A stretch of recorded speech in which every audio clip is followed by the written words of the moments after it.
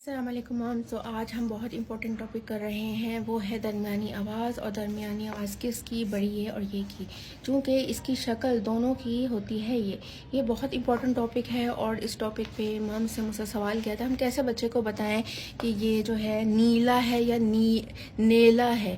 اب اس کی جو آواز ہے وہ یا تو یہ والی نکلے گی یا یہ والی نکلے گی، اس بات کا ہم کیسے پتہ چلیں. تو ہوتا یہ ہے کہ بہت سی کتابیں ایسی اردو کی یا اس کا اردو کا استعمال ایسا ہو رہا ہے کہ ہم نے زیر زبر لگانا چھوڑ دیا ہے.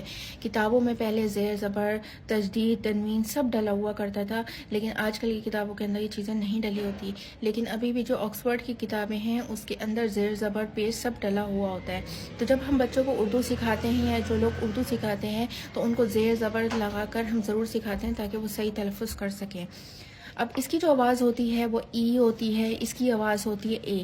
کیسے ہوتی ہے کہ ہم نے جب زیر کا استعمال کریں گے تو یہ ای کی آواز نکلے گی، اور زبر کا استعمال کریں گے تو اے کی آواز نکلے گی. اب یہ لکھا ہوا ہے پیارا، نہیں لکھا ہوا پیارا لکھا ہوا ہے، تو آپ کا جو زیر کے اوپر یہ زبر آئے گا. ٹھیک ہے، یہاں لکھا ہے نیلا، نیلا نہیں لکھا، نیلا لکھا ہوا ہے، اس کے نیچے زیر آئے گا تو ہم بچہ پڑھے گا نیلا. جب یہاں پہ زبر لگائے گا تو وہ یہ والی آواز نکالے گا.